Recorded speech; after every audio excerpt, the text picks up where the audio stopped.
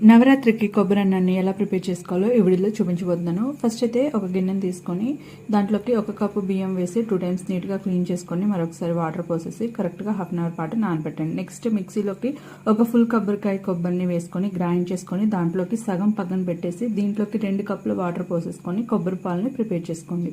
ఇప్పుడు వీటిని వేరొక గిన్నెలోకి వడకట్టేసుకొని ఒక స్ట్రైనర్లో వేసుకొని వడకట్టేయండి.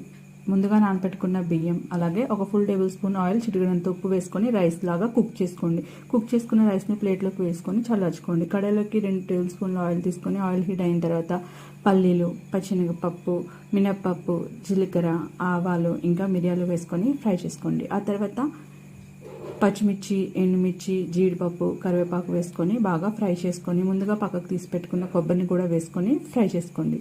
ఇది మొత్తం ఫ్రై అయిపోయిన తర్వాత రైస్ కొద్దిగా సాల్ట్ వేసుకొని మిక్స్ చేసుకున్నామంటే కొబ్బరి అన్నం రెడీ అయిపోయినట్లే. Thanks for watching.